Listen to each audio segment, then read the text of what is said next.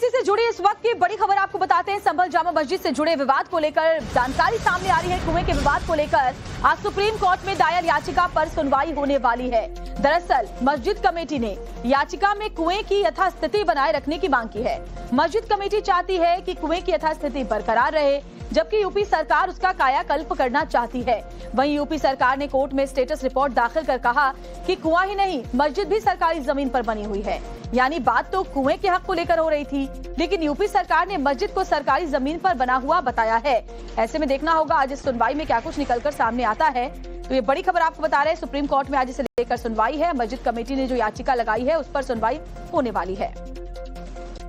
UP सरकार ने कहा है कि न सिर्फ ये कुआं जो कि पब्लिक लैंड पर है, पब्लिक प्रॉपर्टी है, इसे लोगों के लिए इस्तेमाल किया जा रहा है, साथ ही साथ जो संभल की शाही जामा मस्जिद है जिसे यूपी सरकार विवादित साइट कहती, विवादित ढांचा कहती है, वो भी दरअसल सार्वजनिक स्थान पर ही बना हुआ है। और ऐसे में जो भी दावे शाही जामा मस्जिद की कमेटी द्वारा सुप्रीम कोर्ट में याचिका दाखिल करके किए जा रहे हैं वो पूरी तरह से गलत हैं।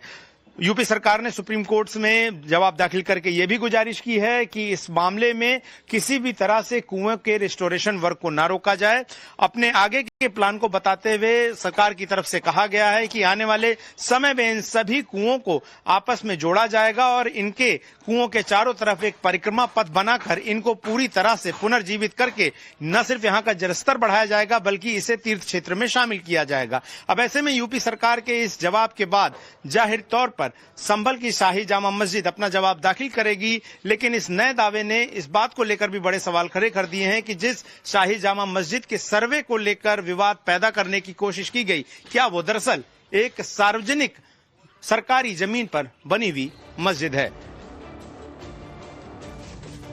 और गौरव का रुख करेंगे, लेकिन उससे पहले इस मामले को थोड़ा डिटेल से आपको समझा देते हैं। तो देखिए, यूपी सरकार ने सर्वोच्च अदालत में स्टेटस रिपोर्ट दाखिल की है जिसमें यूपी सरकार ने दावा किया है कि जो कुआं है वो सार्वजनिक जमीन पर बना हुआ है। मस्जिद का हिस्सा बताने वाला जो दावा है मुस्लिम पक्ष का वो गलत है, झूठा है, ये भी कहा गया है। और रिपोर्ट में ये भी दावा किया गया कि मस्जिद कमेटी ने गलत फोटोग्राफ पेश किए हैं और कोर्ट को भ्रमित करने की कोशिश की गई है, जबकि कुआं मस्जिद परिसर के पास है, अंदर नहीं है। और सिर्फ कुआं ही नहीं, मस्जिद भी सरकारी जमीन पर बनी हुई है। यानी यह दावा है यूपी सरकार का। यूपी सरकार का कहना है कि उन्होंने कुएं के कायाकल्प की योजना बनाई है और शाही जामा मस्जिद वाला कुआं उन 19 प्राचीन कुओं में से एक है जिसका जीर्णोद्धार होना है। वहीं इसके विरोध में ही मस्जिद कमेटी ने सुप्रीम कोर्ट में याचिका लगाई। मस्जिद कमेटी ने प्राचीन कुओं की तलाश और खुदाई के खिलाफ याचिका लगाई है और उसे बंद करने की मांग याचिका के जरिए रखी गई है। कुएं की यथास्थिति बनाए रखने की मांग भी इस याचिका में की गई है जिस पर सुनवाई होनी है। तो ये तमाम डिटेल्स हमने आपको दिखाया। इसके अलावा देखिए, हमारे जो तमाम सहयोगी हैं वो इस वक्त हमारे साथ जुड़े हुए हैं। अनुज मिश्रा हमारे साथ सुप्रीम कोर्ट से लाइव, गौरव श्रीवास्तव हमारे साथ संभल से जुड़े हुए हैं। सबसे पहले गौरव, मैं आपका रुख कर लेती हूँ, उसके बाद अनुज आपके पास आऊंगी। गौरव, यूपी सरकार की तरफ से जो रिपोर्ट रखी गई है उससे इस पूरे मामले को लेकर एक नया मोड़ आता हुआ नजर आ रहा है और साथ ही आज जो सुनवाई होने वाली है उस पर भी काफी असर इस रिपोर्ट का पड़ता हुआ नजर आता है।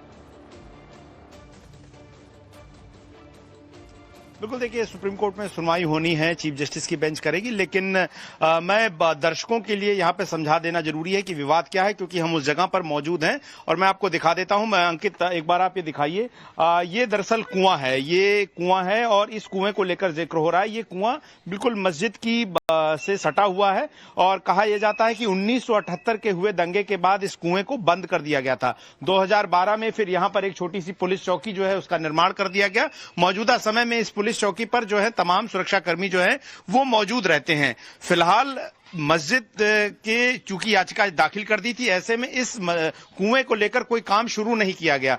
मस्जिद कमेटी ने कहा कि जिला प्रशासन बिना सुप्रीम कोर्ट की अनुमति के इस कुएं को लेकर कोई काम ना करे, बाकी कुओं के रिस्टोरेशन का काम चल रहा है। लेकिन ये कहना है यूपी सरकार ने अपनी स्टेटस रिपोर्ट में कि ये सार्वजनिक जगह पर बना हुआ कुआं है और लोग इसे सार्वजनिक इस्तेमाल के लिए इस्तेमाल में लाते थे।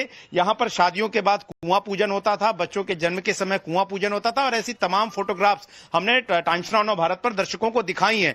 लेकिन यूपी सरकार ने जो दावा किया वो ज्यादा खलबली मचाने वाला। उन्होंने कहा है कि ये सिर्फ कुआं ही सार्वजनिक नहीं है, बल्कि ये जो शाही जामा मस्जिद है, जिसे अब प्रशासन बार बार विवादित ढांचा कहकर पुकार रहा है, वो भी जो है सरकारी जमीन पर बना हुआ है। और ऐसे में इस मामले में गलत तथ्य पेश करके शाही जामा मस्जिद द्वारा जो है गुमराह कर इस पूरे मामले में गुमराह करने की कोशिश हो रही है और गलत फोटोग्राफ्स लगाई जा रही हैं। ये देखिए, ये मस्जिद का परिसर और ये इससे सटा हुआ सही कह रहे हैं आप गौरव, और क्योंकि आप वहीं पर मौजूद हैं तो वो कुआं भी हमें दिखा रहे हैं जिसको लेकर याचिका लगाई है। फटाफट से अनुज मिश्रा का रुख कर लेते हैं। अनुज, सुप्रीम कोर्ट में कितने बजे इस मामले को लेकर सुनवाई है? जो मुस्लिम पक्ष की तरफ से याचिका लगाई गई है उसमें क्या है, किन मुद्दों पर आज सुनवाई होगी, जरा समझाइए दर्शकों को।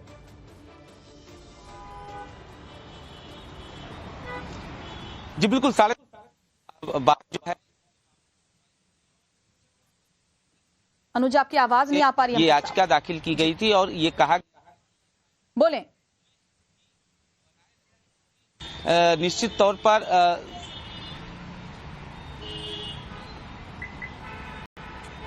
अनुज, बात पूरी करें।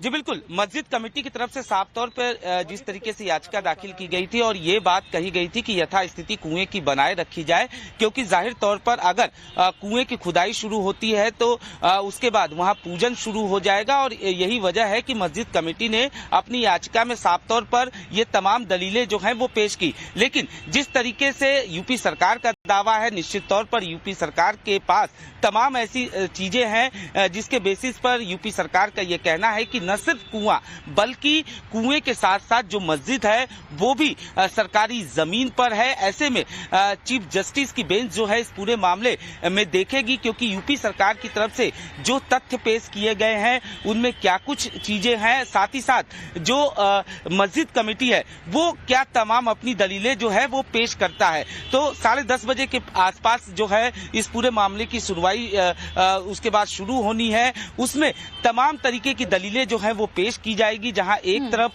मस्जिद कमेटी भी अपने कुछ यूपी सरकार अपनी रिपोर्ट सामने रख चुकी है। आज मस्जिद कमेटी की तरफ से रिपोर्ट पेश, अपनी दलीलें सामने रखी जाएंगी, जिसमें कुएं की यथास्थिति बनाए रखने की बात कही गई है। देखिए, बड़ी जानकारी अनुज भी और साथ ही साथ गौरव, क्योंकि वहीं पर मौजूद है संभल में, वो भी तस्वीरें हम तक पहुंचा रहे हैं। बहुत बहुत शुक्रिया। फिलहाल आप दोनों का आगे भी अपडेट आपसे लेंगे।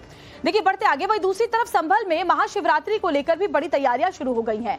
संभल के प्राचीन संभलेश्वर महादेव मंदिर में प्रशासन ने पुख्ता इंतजाम किए हैं।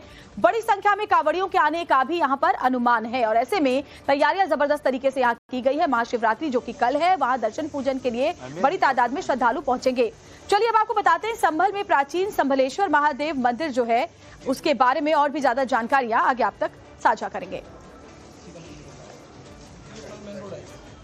तो संभल में तैयारियां किस तरीके से है वो भी हम आपको दिखा रहे हैं। कल महाशिवरात्रि के मौके पर चप्पे चप्पे पर सुरक्षा बल की तैनाती है। महाशिवरात्रि को लेकर के प्राचीन संभलेश्वर महादेव मंदिर में प्रशासन ने पुख्ता इंतजाम किए हैं। संभल में शिवरात्रि को लेकर माहौल शिवमय है और इस वक्त जगह जगह से कांवड़िए गंगा नदी के तट से जल भरकर अपनी कांवड़ लेकर आ रहे हैं और संभल शहर के बीच तमाम सुरक्षा व्यवस्था के बीच जो है वो कांवड़िए लगातार जो है वो देखिए इस तरह से कांवड़ भरकर लगातार चलते आ रहे हैं और कांवड़ियों का ये पूरा रेला आपको संभल शहर में दिखाई देगा। बोले, कहाँ से आ रहे हैं आप लोग? जल भर के हरिद्वार से आ रहे हैं। कहाँ तक जाएंगे? हाँ, आएंगे दिलगोरा तक। तो कैसा रहा अभी तक व्यवस्था? व्यवस्था बढ़िया रही। व्यवस्था ठीक रही? हाँ। कैसी व्यवस्था अभी सब तक? बहुत बढ़िया व्यवस्था है, कोई दिक्कत तो नहीं, कोई दिक्कत नहीं है। संभल शहर से गुजर रहे हैं, कोई वो तो नहीं? नहीं।